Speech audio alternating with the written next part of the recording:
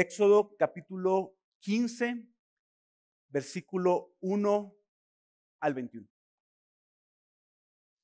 Entonces Moisés y los israelitas cantaron este cántico al Señor y dijeron: Canto al Señor porque ha triunfado gloriosamente. Al caballo y a su jinete ha arrojado al mar. Mi fortaleza y mi canción es el Señor, y ha sido para mí salvación. Este es mi Dios, y lo glorificaré, el Dios de mi Padre, y lo ensalzaré. El Señor es fuerte guerrero, el Señor es su nombre. Los carros de Faraón y su ejército arrojó al mar, y los mejores de sus oficiales se ahogaron en el mar Rojo. Los abismos los cubren, descendieron a las profundidades como una piedra. Tu diestra, oh Señor, es majestuosa en poder. Tu diestra, oh Señor, destroza al enemigo. En la grandeza de tu excelencia derribas a los que se levantan contra ti. Envías tu furor y los consumes como paja. Al soplo de tu aliento se amontonaron las aguas, se juntaron las corrientes, como en un montón se cuajaron los abismos en el corazón del mar. El enemigo dijo: perseguiré, alcanzaré, repartiré el despojo, se cumplirá mi deseo contra ellos, sacaré mi espada, los destruirá mi mano. Soplaste con tu viento, los cubrió el mar. Se hundieron como plomo en las aguas poderosas. ¿Quién como tú entre los dioses, oh Señor? ¿Quién como tú, majestuoso en santidad, temible en las alabanzas, haciendo maravilla? Extendiste tu diestra, los tragó la tierra. En tu misericordia has guiado al pueblo que has redimido. Con tu poder los has guiado a tu santa morada. Lo han oído los pueblos y tiemblan. El pavor se ha apoderado de los habitantes de Filistea. Entonces se turbaron los príncipes de Edom. Los valientes de Moab se sobrecogieron de temblor. Se acobardaron todos los habitantes de Canaán. Terror y espantos caen sobre ellos. Por la grandeza de tu brazo quedan inmóviles como piedra. Hasta que tu pueblo pasa, oh Señor, hasta que tu pueblo pasa, el pueblo que tú has comprado. Tú los traerás y los plantarás en el monte de tu heredad, el lugar que has hecho para tu morada. Oh Señor, el santuario, oh Señor, que tus manos han establecido. El Señor reinará para siempre. Porque los caballos de Faraón, con sus carros y sus jinetes, entraron en el mar. Y el Señor hizo volver sobre ellos las aguas del mar. Pero los israelitas anduvieron por en medio del mar sobre tierra seca. Miriam la profetisa, hermana de Aarón, tomó en su mano el pandero y todas las mujeres salieron tras ella con panderos y danzas. Y Miriam les respondía: canten al Señor porque ha triunfado gloriosamente, al caballo y su jinete arrojado al mar. Esta es la palabra del Señor.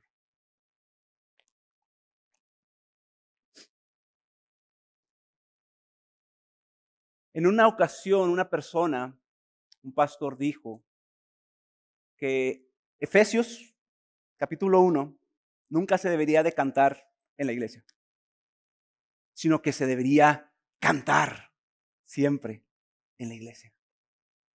Y lo dijo porque hay verdades tan gloriosas, tan sublimes, que no son suficientes simplemente contarlas, que no son suficientes solamente leerlas. El evento que vimos la semana pasada, el cruce por el Mar Rojo, es uno de los eventos más significativos del libro del Éxodo. Es tan significativo que se cuenta 2 veces. La primera vez lo vemos en el capítulo 14, lo leímos, está narrado en forma de prosa. Y la segunda vez que se narra es en el capítulo 15, que está narrado en forma de poesía, como un canto. Recordemos lo que pasó. El pueblo cruzó por el Mar Rojo. Ya están del otro lado. El mar se tragó a sus enemigos. El pueblo que se les mandó permanezcan firmes, callados, quietos. Ahora, delante del mar, con todos los oficiales muertos, irrumpen en un cántico al Señor. Alrededor de 2 millones de voces resonando, cantando las alabanzas al Señor. No cantan solamente acerca de lo que el Señor ha hecho, sino le cantan al Señor mismo. Un cántico que debió haber estremecido al mismo Egipto y se debió haber escuchado hasta las otras naciones que estaban alrededor. ¿Por qué cantaron en adoración? ¿Por qué hicieron esto? ¿Por qué irrumpieron en cánticos? Porque la respuesta apropiada, hermanos, de aquellos que hemos sido salvados, la respuesta apropiada de aquellos que hemos sido salvados es la adoración al Señor. La respuesta ante la majestad, la gloria, el poder y las excelencias de Cristo es una adoración con todo nuestro ser. Y el día de hoy, el punto que vamos a ver es este. Alabemos al Señor, nuestro Dios, por quien es Él y por lo que ha hecho. Alabemos al Señor por quien es Él y por lo que ha hecho. Este mensaje se dividirá en 3 partes. La primera parte es del versículo 1 al 3 y dice, alabemos al Señor porque es nuestro Dios. La segunda parte es, alabemos al Señor por lo que ha hecho. Y la última parte, del versículo 13 al 21, alabemos al Señor por lo que ha prometido que hará. Así que vamos a la primera parte. Alabemos al Señor porque es nuestro Dios. Y bueno, lo primero que vemos en este cántico que acabamos de leer es que empieza con la palabra entonces. Versículo 1. Entonces. Lo que pasa es que está conectando con lo que acaba de pasar, con lo que nos predicó el pastor Alex la semana pasada. En el capítulo 14, versículo 31, ¿qué fue lo que leímos? Cuando Israel vio el gran poder que el Señor había usado contra los egipcios, el pueblo temió al Señor y creyeron en el Señor y en Moisés, su siervo. Entonces Moisés y los israelitas cantaron este cántico al Señor y dijeron, canto al Señor porque ha triunfado gloriosamente, al caballo y a su jinete ha arrojado al mar. ¿Notaron a quién está dirigido este cántico?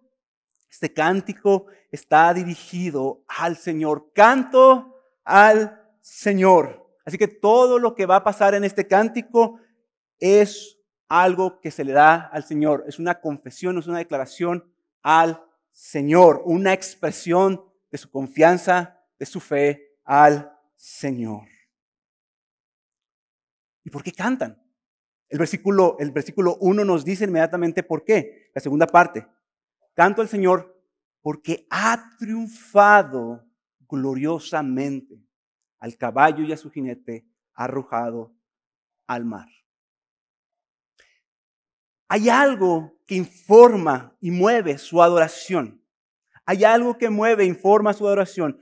No es una adoración que surge como de su invención. No es como una alabanza abstracta. No, sino que es la respuesta. Es su respuesta a lo que el Señor hizo, a lo que el Señor acaba de hacer. Es su respuesta a que el Señor ha triunfado gloriosamente. Y no es suficiente quedarse callados. Necesitaban irrumpir, cantar, en una adoración al Señor. Este pueblo canta. ¿Por qué canta? Porque ha experimentado algo. Hay una nueva realidad en sus vidas. Ellos conocen ahora conocen al Señor de una manera diferente. Conocen al Señor de una manera real, de una manera personal. Recordemos un poco quién era este pueblo. Este pueblo, quizás, en el mejor de los casos, conocía teóricamente a Dios. Habían escuchado historias acerca de Abraham, acerca de Isaac, Jacob, de José, de cómo habían llegado a Egipto, pero no lo conocían de una manera personal. Y esto es evidente empezando por Moisés. Recordamos que en el capítulo 3, el mismo Moisés, cuando está delante del Señor en la zarza ardiente, le dice, ¿cuál es tu nombre? ¿Qué nombre les voy a decir? Hay muchos dioses, todos tienen su nombre. ¿Y tú quién eres? Entonces no conocían al Señor, lo conocían de oídas. Pero ahora conocen al Señor. No de una manera teórica, no de una manera abstracta, sino de una manera personal. Y este cántico está funcionando como una confesión delante del Señor, una confesión en donde están poniendo su fe en el Señor. Ellos confiesan algo, confiesan que el Señor es su Dios. Miren lo que confiesan en el versículo 2 y 3 de una manera muy personal. Versículo 2 y 3 dice, mi fortaleza y mi canción es el Señor. Y ha sido para mí salvación. Este es mi Dios y lo glorificaré. El Dios de mi Padre y lo ensalzaré. El Señor es fuerte de guerrero. El Señor es su nombre. Miren todos los pronombres personales posesivos que están usando. Es una canción congregacional, pero también es una canción, es un cántico personal. Fíjense todo lo que dicen. El Señor es mi fortaleza, mi canción, mi salvación, mi Dios. Es el Dios de mi Padre. Es el Señor, es guerrero fuerte. El Señor es su nombre. Él es mío y yo soy de Él. ¿Qué hay diferente? ¿Qué hay diferente ahora en este pueblo? Este pueblo que, como vimos la semana pasada, estaba dudando. Este pueblo que se quería regresar. ¿Qué hay diferente ahorita que están confesando? Él es mi fortaleza, Él es mi canción, Él es mi Dios. El pueblo acaba de experimentar la salvación del Señor y está respondiendo a esa salvación. Cuando pasaron, hermanos, cuando el pueblo pasó por el Mar Rojo, eso estaba significando algo, estaba pasando algo. Visualmente, el pueblo estaba pasando a una nueva realidad en su vida. Y es por eso que están confesando esto. Ellos cruzaron siendo esclavos, pero ahora salieron siendo libres. Entraron temiendo a Faraón y salieron temiendo al Señor y confiando en Él. Entraron bajo el dominio de Egipto, salieron bajo el dominio del Señor. Entraron sin un Dios y ahora tienen un Dios que los ha rescatado para que sean de Él, de Él. Es como si el pueblo hubiera nacido de nuevo. Es como si el pueblo hubiera nacido de nuevo. Y de hecho, esto es lo que dice Pablo en 1 Corintios 10, del 1 al 2. Pablo dice que el cruce por el Mar Rojo estaba apuntando o ilustrando el bautismo del cristiano en Cristo. En 1 Corintios capítulo 10, versículo 1 y 2 dice, porque no quiero que ignoren, hermanos, que todos nuestros padres estuvieron bajo la nube y todos pasaron por el mar. Y fíjense esta parte. En Moisés todos fueron bautizados en la nube y en el mar. Ellos tenían que seguir a Moisés. Y al seguir a Moisés, ellos estaban ahora en una nueva realidad. Estaban creyéndole al Señor por medio de seguir a Moisés y algo estaba pasando en ellos. Ya no eran esclavos. Y este paso por el Mar Rojo anticipa un cruce mayor. Uno donde aquellos que hemos puesto nuestra fe en Jesús seríamos sumergidos, unidos. Ya no Moisés, ya no cruzaríamos por un mar así, sino seríamos unidos a Cristo, quien pasó por la muerte y venció a sus enemigos y resucitó. Todos aquellos que hemos puesto nuestra fe en Él, que hemos seguido a Jesús, también hemos nacido de nuevo. Y tenemos una nueva realidad. Antes éramos esclavos del pecado y ahora somos libres en Cristo. No teníamos Dios, no teníamos esperanza, pero ahora en Cristo tenemos Dios, tenemos esperanza. Estábamos en el reino de las tinieblas y ahora en Cristo estamos en su reino. Y es lo que confesamos, lo que confiesan las personas cada vez que se bautizan. Están dando su testimonio de lo que ellos eran antes, cómo conocieron al Señor, y ahora están proclamando, confesando que ahora el Señor es su Dios, que Cristo los ha salvado. Y eso es, y es por esa razón, hermanos, que el pueblo puede levantar sus voces. Y levantan sus voces en alabanza por lo que el Señor es y por lo que Él logró. Ahí, delante del mar, exaltando al Señor por sus obras. Y eso es algo, hermanos. Eso es precisamente lo que nosotros hacemos domingo tras domingo.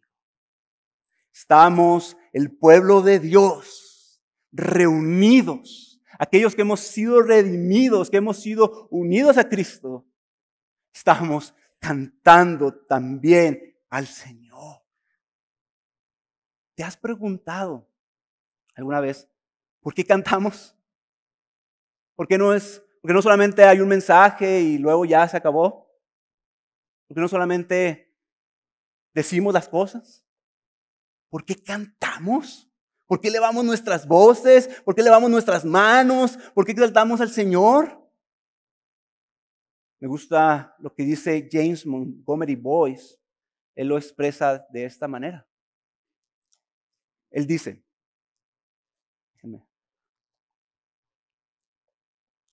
el cantar nos permite expresar las respuestas más profundas de nuestro corazón a Dios y su verdad de una manera memorable y significativa. Es la manera en la que nuestro corazón se une con nuestra mente para decir sí, sí, sí a las verdades que abrazamos. No es suficiente solamente a veces con decir las cosas. Hay verdades que necesitan ser proclamadas. No solamente con nuestra mente, sino con nuestros afectos, con nuestras acciones, con todo nuestro ser. Somos de Él. Hermanos, lo que venimos a hacer aquí en las mañanas, los domingos, no es un precalentamiento para un mensaje solamente. No es como algo opcional, ¿verdad? De que, bueno, está la alabanza, ahorita viene el mensaje, ¿verdad? Viene lo más importante. No es así. No solamente estamos repitiendo palabras que no tienen significado. No solamente cantamos como parte de una rutina, una mecánica. Hay que cubrir el programa. No, hermano. No solamente repetimos palabras. El día de ayer tuvimos la reunión de Gama. Estábamos en un parque bien padre. Y les comentaba a los jóvenes algo que leí que me impactó. Un pastor le preguntó a ChatGPT, ¿se llama? Eso. Escribe una adoración al Señor, una oración al Señor. Que tenga, le pone, que tenga un enfoque reformado con el espíritu de Don Carson y que sea teológicamente informado, etcétera, etcétera, etcétera. Y dice, 3 segundos. Luego lo lee y es impresionante. Luego dice, pero eso no es adoración. Eso no tiene alma. Puede escribir una oración mejor que tú y que yo. Una máquina. Pero no es adoración. Y nosotros, hermanos, cuando venimos, no solamente repetimos palabras, estamos delante del Dios que nos ha salvado. Y nuestra mente, nuestro corazón y todo nuestro ser se está fusionando para adorar al único que es digno de toda la gloria y toda la honra. Y estamos entregando todo nuestro ser a aquel que se entregó totalmente a nosotros. Si tú piensas que la adoración, la alabanza es opcional, hay algo que no has entendido. No es para ti. Es para el Señor. No adoramos solamente cuando las canciones son las que me llegaron a mí. O cuando el que dirigió de una manera excelente. O cuando el mensaje estuvo muy bien. Si no, pues no. O cuando no se alargó el mensaje, me tengo que ir. No, hermanos. Somos el pueblo de Dios. Tenemos el gran privilegio de estar delante de su Dios. Y amarle y adorarle. Por eso cantamos y adoramos en todo tiempo y en todo lugar como su pueblo amado. Por eso cantamos. Es interesante que aunque es una alabanza, como empieza personal, es mi canción, no solamente está una persona cantando, ¿se fijaron? Es todo el pueblo. Y de hecho, ustedes si pueden ver al final, Miriam con las mujeres empiezan a cantar. Y el cántico que hace en el versículo 21 es exactamente el mismo con el que empieza el versículo 1 aquí. El versículo 1 empieza de una manera personal, canto al Señor, porque ha triunfado gloriosamente, al caballo y a su jinete arrojado al mar. Y termina el versículo 21 con todas las mujeres diciendo, canten al Señor, porque ha triunfado gloriosamente, al caballo y a su jinete arrojado al mar. Entonces es una invitación para que otros se unan a los coros y alaben al Señor. No estamos solamente aquí, yo y mi Dios, ¿verdad? Y no me importa nadie más. Estamos todos juntos, cantando al Señor y haciendo la invitación a otros. Este es nuestro Dios. Como pueblo cantamos, por eso nos reunimos, por eso estamos aquí, por eso entregamos nuestro corazón y lo derramamos delante del Señor. Amén.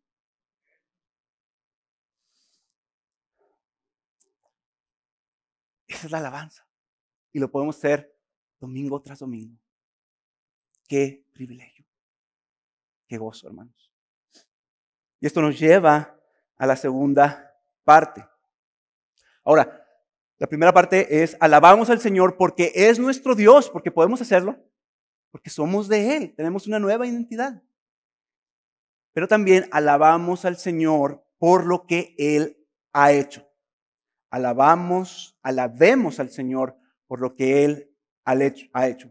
Y esto está del versículo 4 al 12. En esta segunda parte, el pueblo exalta la victoria del Señor sobre Faraón y sobre su ejército. El enemigo que tienen delante de ellos era un enemigo poderoso. Era un ejército dispuesto a destruir al pueblo. El pueblo no tenía ninguna oportunidad de salir victorioso. No hay nada que podían hacer. Estaban perdidos. De hecho, qué tan terrible era la amenaza, lo podemos ver en el versículo 9 del capítulo 15, porque en este cántico se le da voz al enemigo. El enemigo habla y muestra su naturaleza antagónica hacia el pueblo. Versículo 9 dice, el enemigo dijo, perseguiré, alcanzaré, repartiré el despojo, se cumplirá mi deseo contra ellos, sacaré la espada, los destruiré con mi mano. Miren las palabras que está diciendo el enemigo. Perseguiré, alcanzaré, despojaré, mi deseo es contra ellos, sacaré mi espada, destruiré. Es un enemigo que viene a despojar, es un enemigo que viene a destruir. Ya hace varios domingos, si ustedes recuerdan, el pastor Cuauhtémoc y Arturo nos decían que Faraón representa al enemigo del pueblo. Representa el enemigo del pueblo, representa al maligno, representa a Satanás y el ejército, sus demonios. Y como comentario, como paréntesis, cuando hablamos acerca de Satanás, podemos caer en dos errores. Y uno de ellos es ver a Satanás en todas partes y echarle la culpa por todo lo que existe. ¿Sí? Echarle la culpa inclusive por cosas que nosotros mismos deseamos hacer, como nos decía el pastor Carlos, tú pecas porque quieres. ¿Sí? Entonces un error es ver a Satanás en todas partes, hasta en la sopa. En todas partes, ¿verdad? Satanás, hermanos, y sus demonios son criaturas. Satanás no es omnisciente. Satanás no está en todas partes. Inclusive es poderoso, pero al final él también está sujeto a la voluntad de Dios y no hace nada que la voluntad de Dios no lo permita. Ese es un error.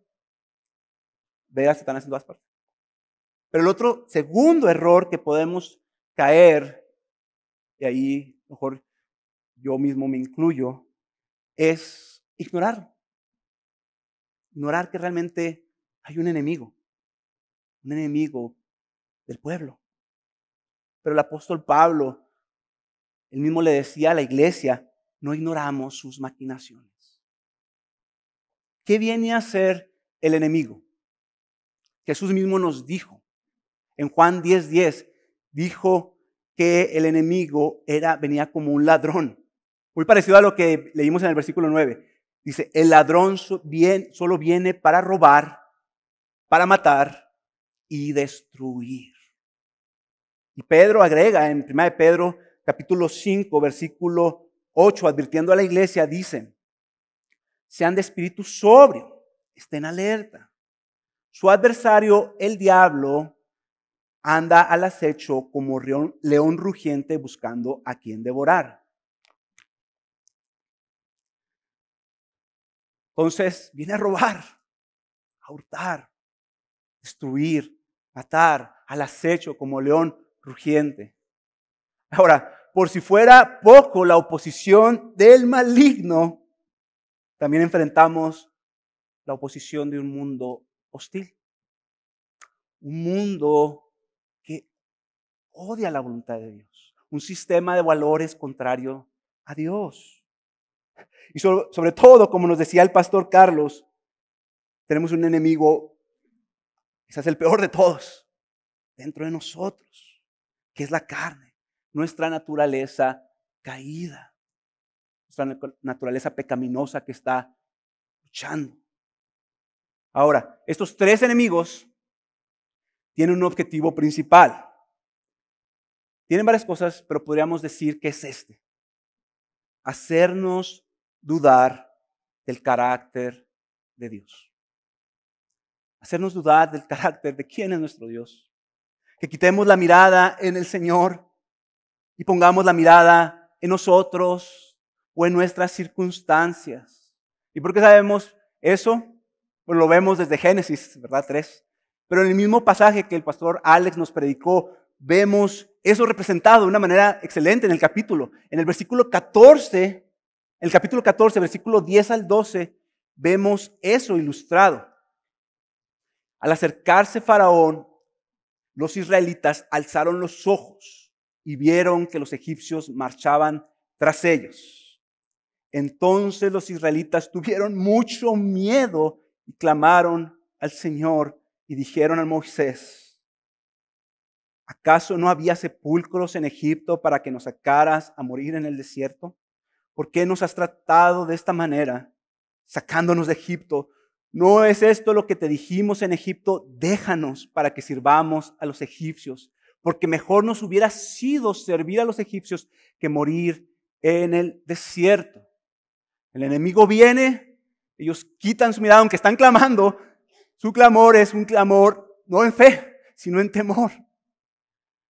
Y están dispuestos a decir: preferimos servir al enemigo. Yo te quiero preguntar, ¿cuántas veces? Yo me hago esta pregunta también.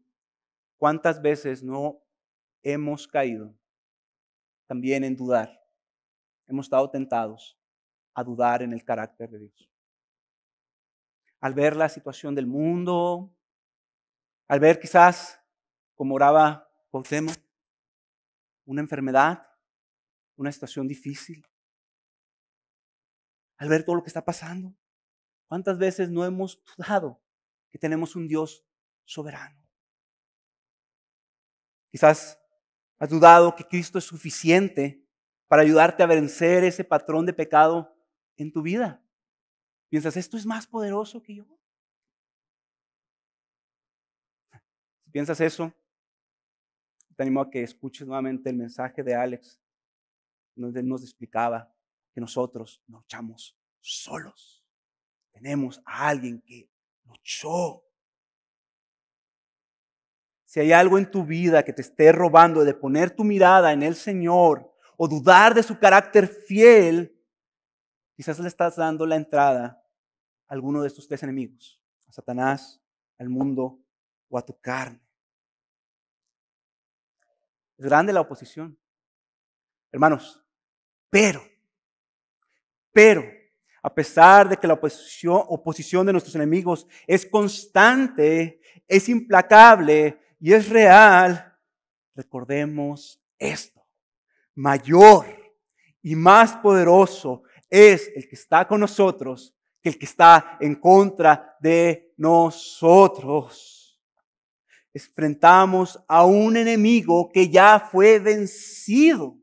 Y miren cómo este pasaje ilustra la superioridad del Señor sobre los enemigos de Dios. Es humillante cómo retrata que el Señor ya venció a los enemigos. Miren, versículo 4 al 8. Dice: los carros de Faraón y su ejército arrojó al mar. Y los mejores de sus oficiales, lo mejor, se ahogaron en el mar rojo. Los abismos los cubren, descendieron a las profundidades como una piedra. Tu diestra, oh Señor, es majestuosa en poder. Tu diestra, oh Señor, destroza al enemigo. En la grandeza de tu excelencia derribas a los que se levantan contra ti. Es interesante porque iban en contra del pueblo, pero el Señor lo toma personal y Él los derriba. Luego dice: envías tu furor y los consumes como paja. El enemigo es paja para el Señor.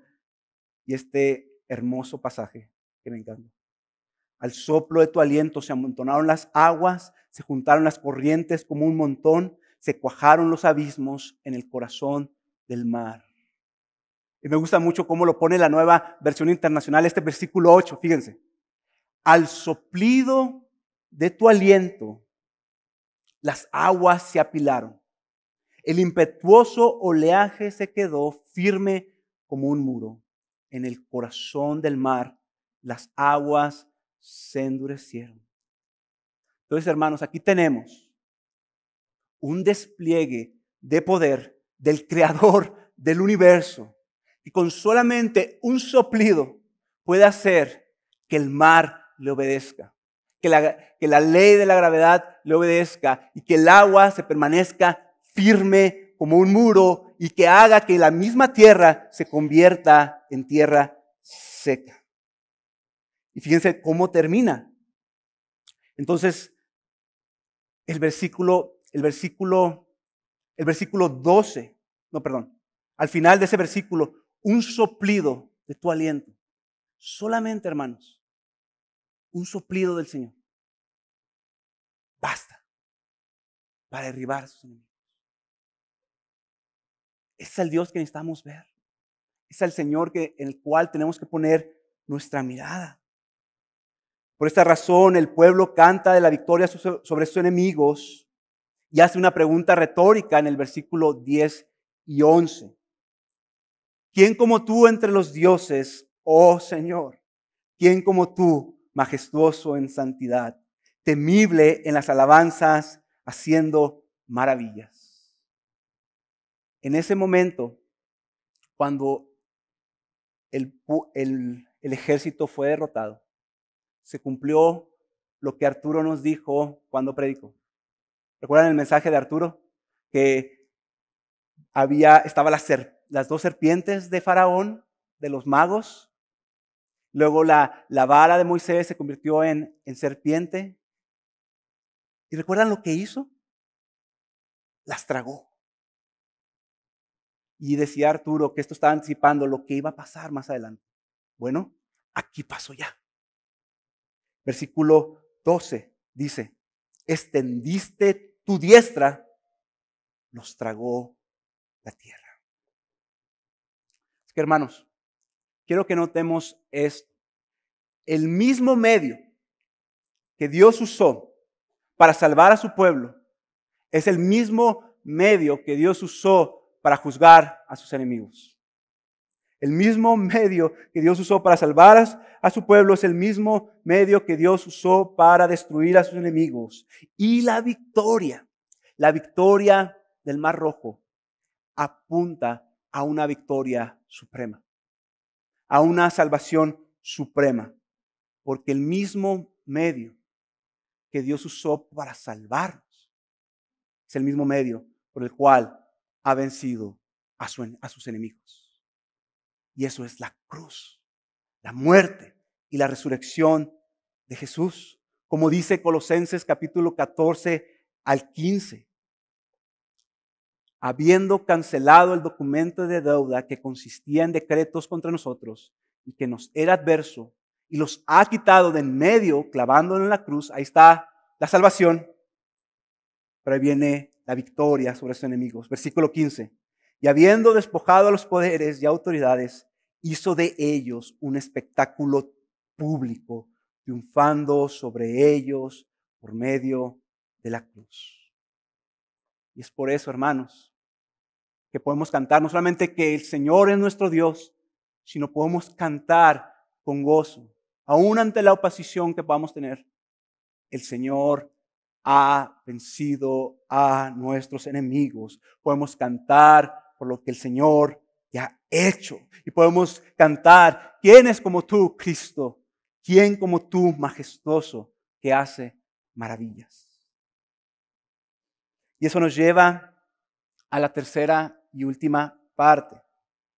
Porque no solamente estamos cantando que el Señor es nuestro Dios, no solamente estamos cantando lo que el Señor ha hecho, fue vencer a nuestros enemigos, sino que cantamos lo que el Señor hará. Alabamos por lo que el Señor hará. Y en esta tercera parte, el canto cambia un poco.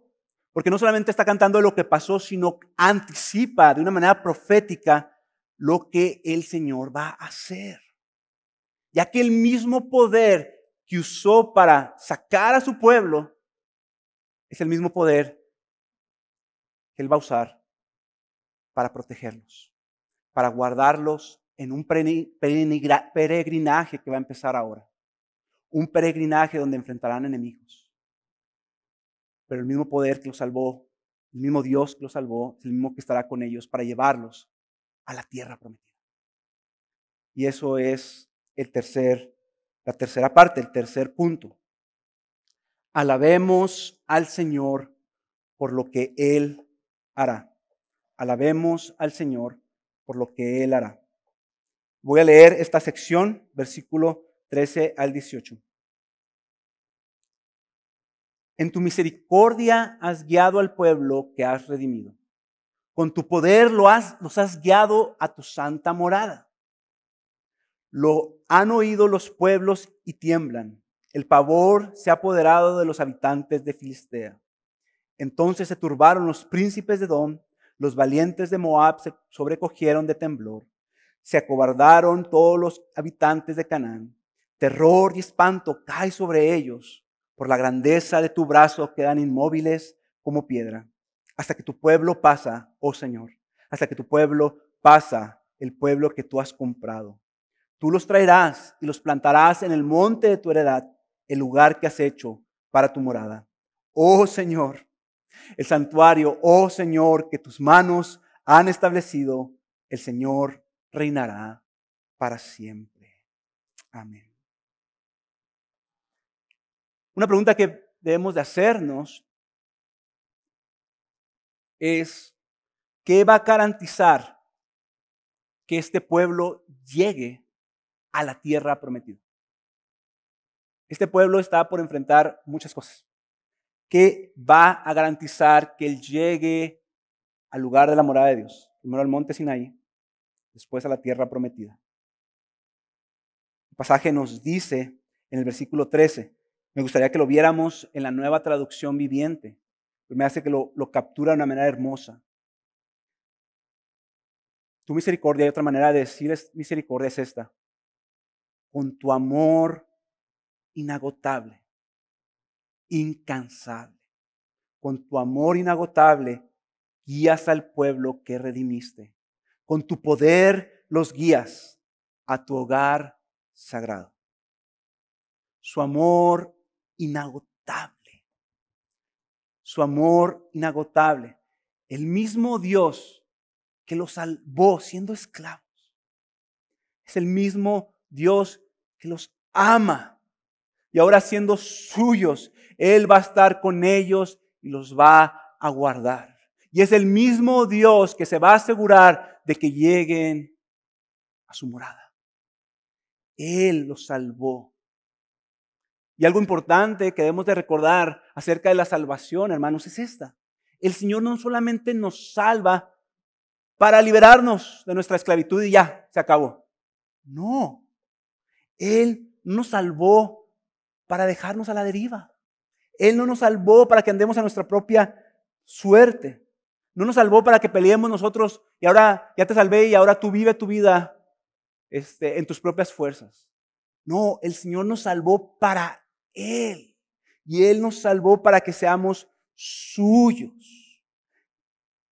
Y el mismo Dios que nos salvó, fiel, es el mismo Dios que estará con nosotros, fiel. Y fíjense cómo vemos esta parte, los saca y los va a llevar a su morada, al lugar de su santuario, al lugar donde está Él.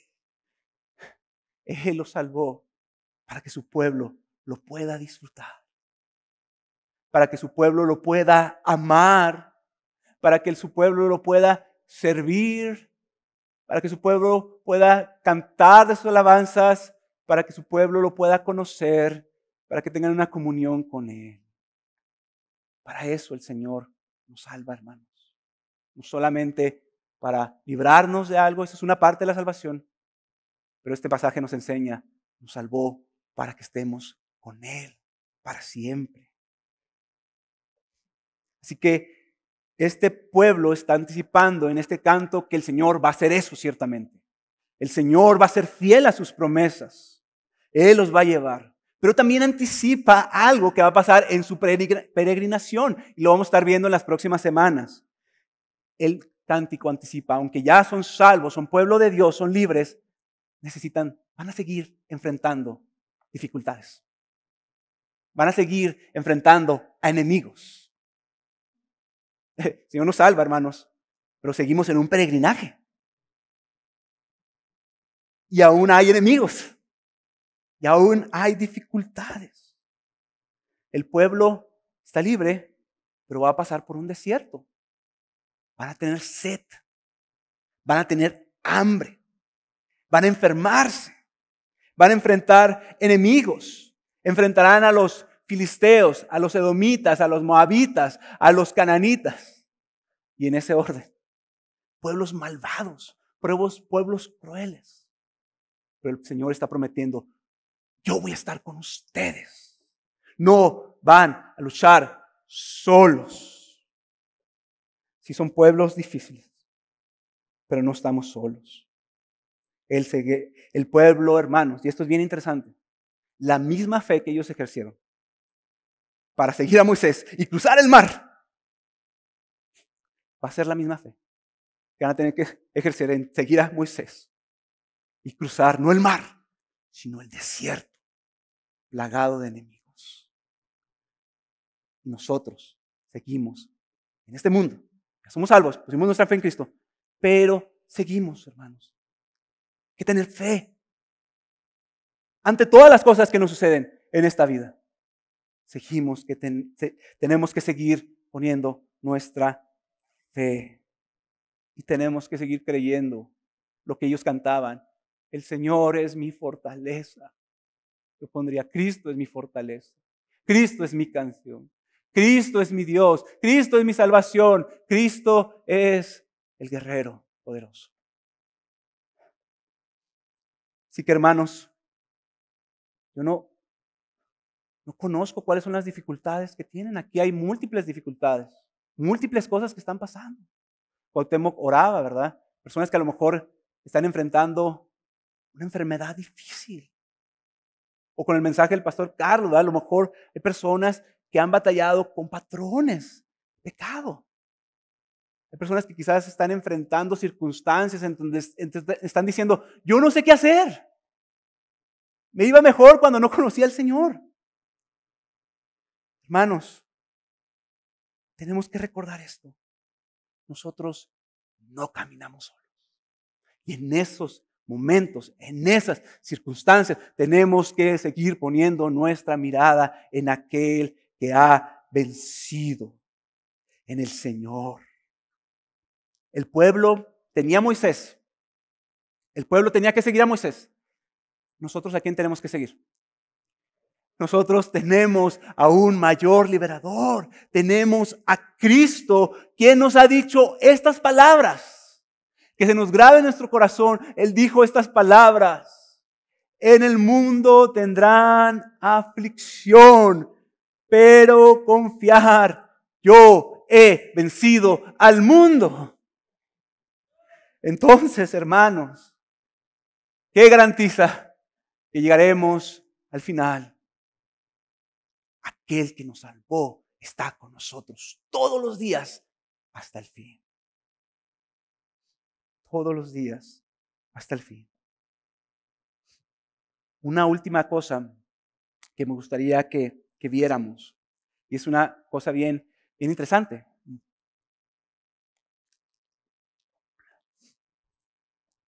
El cántico de Moisés apunta, como ya habíamos dicho, a una salvación mayor, a una salvación definitiva. El cántico de Moisés anticipa al día en el cual nuestras alabanzas no van a cesar ya. Anticipa el día en el cual estaremos con Cristo, con el Cordero, para siempre. Un día, hermanos, en el cual ya no habrá muerte, ya no habrá enemigos, ya no habrá más dolor, ya no habrá más enfermedad, ya no habrá más tentación, ya no habrá más serpiente. Viene ese día, hermanos. Y ese día está retratado en Apocalipsis 15. Éxodo 15 es el cántico de Moisés. Y aquí en Apocalipsis 15 tenemos otro cántico. Pero ya no solamente es el cántico de Moisés. Ahora en el cielo se canta un nuevo cántico. Un cántico nuevo. Acompáñenme a Apocalipsis capítulo 15.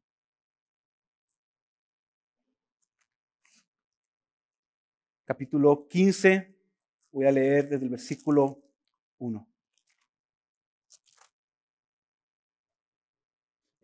Bien, el lenguaje que está aquí nos debe recordar muchas cosas de Éxodo.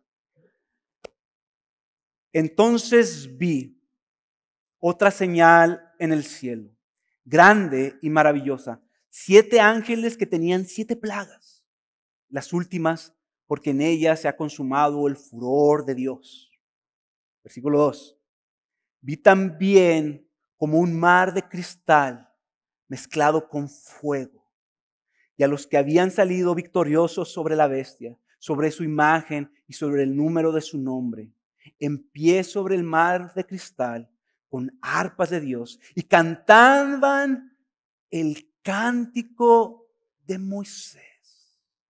Pero ya no es el cántico solamente de Moisés. El cántico de Moisés, siervo de Dios, y el cántico del Cordero, diciendo. Hay algo que está pasando aquí. Porque ya no es Moisés delante del pueblo, delante del mar, con sus enemigos ahí. Pero ahora es el pueblo de todos los tiempos, de todas las épocas, con el Cordero, delante de un mar de cristal y de fuego delante de sus enemigos. ¿Y qué es lo que cantan en el cielo? ¿Cuál es el cántico del Cordero? Grande y maravillosas son tus obras, oh Señor Dios Todopoderoso. Justo y verdadero son tus caminos, oh Rey de las naciones. Oh Señor, ¿quién no temerá y glorificará tu nombre? Pues solo tú eres santo, porque todas las naciones vendrán y adorarán en tu presencia, pues tus juicios han sido revelados. Este es el cántico, ya no de Moisés, sino del Cordero. En Éxodo vimos, hermanos, le voy a pedir al grupo de alabanza que pueda ir pasando, lo que nos decía el pastor Alex.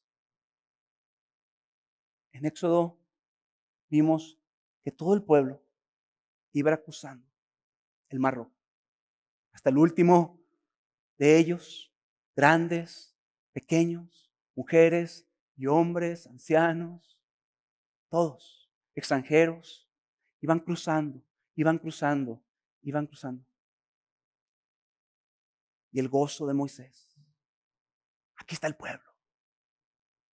Pero viene el día, y es lo que nos está anticipando este canto, en el cual estará Cristo, el Cordero inmolado, delante de su Padre, con todos su pueblo, aquellos que cruzaron ya, de todos los tiempos, todos nosotros, un día, hermanos, estaremos ahí con Cristo, nuestro Salvador, y Cristo gozoso, diciéndole al Padre, Padre, aquí están los tuyos, no se ha perdido ni uno. Y en aquel día irrumpiremos en un cántico de alabanza y se cumplirá lo que dice el versículo 18. El Señor reinará para siempre. Un día el Señor reinará para siempre y estaremos con Él para siempre cantando de sus alabanzas, hermanos. Y mientras tanto, sigamos poniendo nuestra fe en Él y alabemos al que es digno de toda la alabanza, toda la gloria. Porque un día lo haremos por los siglos de los siglos. Amén. Vamos a orar.